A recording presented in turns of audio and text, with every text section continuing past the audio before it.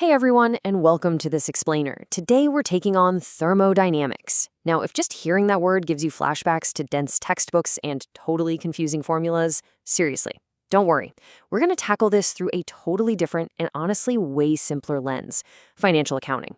Because as it turns out, the physical laws that govern our universe, they operate exactly like a strict universal energy economy. To keep things crystal clear, here's our 5-step roadmap for today. 1. The universal energy economy. 2. Anatomy of the vault. 3. The geometry of work. 4. The 4 gas personalities. And 5. Advanced thermodynamic auditing. Section 1, the universal energy economy.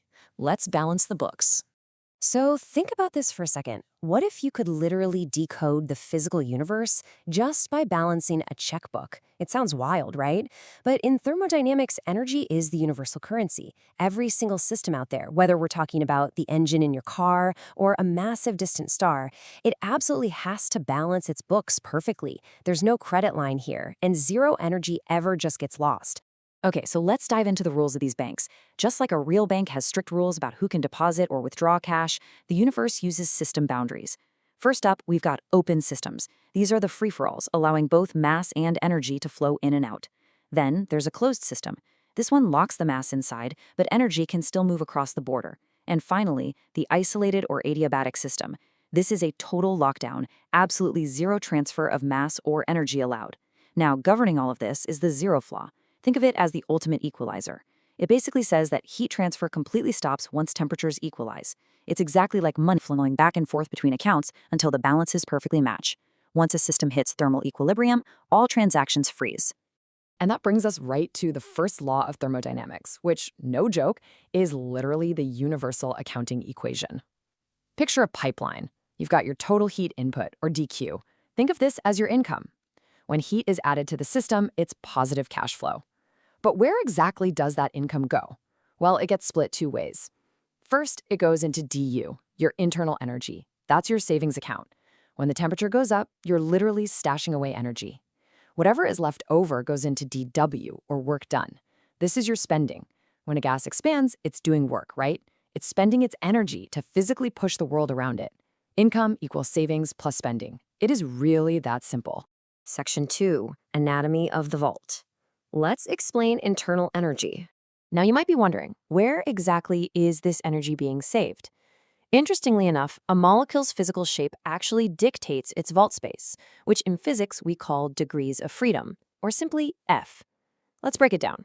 A monatomic gas, like helium, is basically just a single dot on a grid. It can only translate, meaning it moves left, right, up, down, forward, back. So it has exactly 3 degrees of freedom. Now take a diatomic gas, like oxygen. It looks kind of like a dumbbell. It can translate in those same 3 ways, but it can also rotate on 2 different axes, giving it 5 degrees of freedom. And then you have polyatomic nonlinear gases, like methane. These guys can tumble in all 3 rotational directions on top of translating, which gives them a massive 6 degrees of freedom. Simply put, the higher the F, the bigger the vault. So, how do we actually calculate the total savings locked in that vault? Well, for a single atom, the energy per degree of freedom is strictly kinetic. But take a look at the master equation for the whole system. U equals F over 2 times nRT. This tells us the internal energy relies entirely on temperature and those degrees of freedom we just talked about. But here is the absolutely crucial takeaway you cannot forget. The change in internal energy, du, is always N times CV times the change in temperature. For ideal gases, this rule is completely unbreakable, no matter what crazy thermodynamic process is going on. All right, so to make this work, you really need to know your exchange rates. We've got a matrix here that organizes all these variables beautifully. You can see how F directly determines CV, which is the specific heat at constant volume. Then there's CP, the specific heat at constant pressure, and that is literally just CV plus R. By the way, R is just a standard universal constant rate, so don't stress if you don't have a calculator handy. It's just there to scale things consistently. And then the ratio of CP to CV gives us gamma, the adiabatic ratio. Notice how gamma actually shrinks from 1.66 down to 1.33 as the molecules get more complex. But listen, beware the critical trap here. The equation CP minus CV equals R, that only applies to molar heat capacity. If a problem tries to sneak in specific heat capacity per unit mass, you have got to divide R by the molar mass. Seriously, Do not let your audit fail on a tiny technicality like that. Section 3, the geometry of work, visualizing how energy is spent. So how do we audit a system's spending? We read its receipts on a pressure volume or PV graph. Work is essentially just the physical area under the curve. When a gas expands, the volume increases, that area is positive, and work is being done by the gas. It's actively spending energy. But when it's compressed, the area represents negative work, meaning work is being done on the gas. Now, things get really interesting when we create a cycle. Because work is path-dependent, you can actually start end-to-end at the exact same spot, but take completely different routes and spend totally different amounts of energy. In a closed cyclic loop, the net work is permanently trapped as the area inside the ring. If the cycle spins clockwise, expansion dominates, giving you positive work. If it goes counterclockwise, compression takes over, meaning net negative work. Section 4. The 4 gas personalities. Let's introduce the 2 extreme personalities of the thermodynamic world.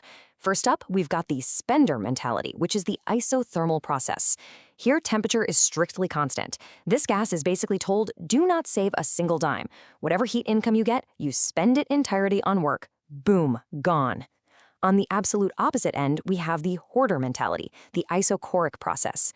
For this guy, volume is completely locked down. Because it can't expand, it literally cannot do any work at all. It hoards 100% of the heat it receives, aggressively shoving it all into internal energy savings and skyrocketing its temperature.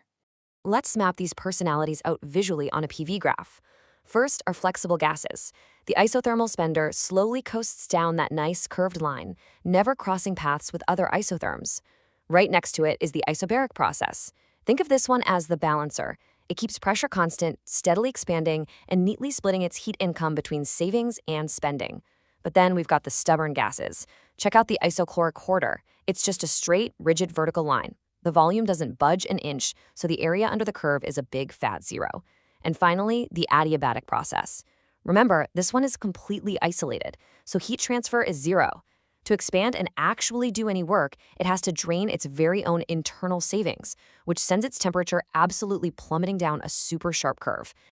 Now, if you put the spender and the isolated gas head-to-head on the same graph, you get a real battle of the curves, because the adiabatic process has to pay for absolutely everything out of pocket with zero incoming heat. Its pressure just nosedives. And the math behind this is super elegant.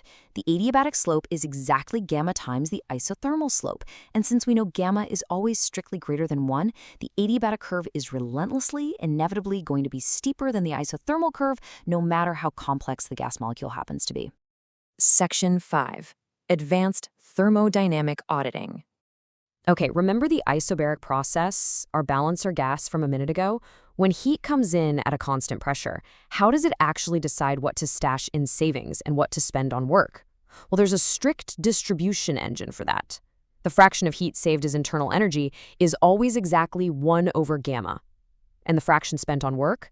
That's just whatever is left over, 1 minus 1 over gamma. So let's say you've got a diatomic gas where gamma is 7 over 5.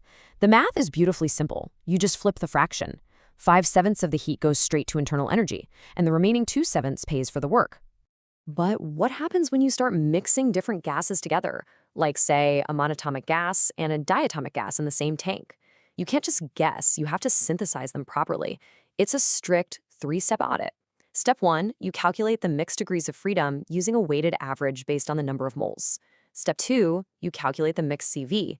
And step 3, you calculate the mixed temperature, again, using those exact same weighted balances. Now, I really need you to pay attention to this warning, because this right here is the single most common pitfall in thermodynamic auditing. Do not, under any circumstances, average gamma directly.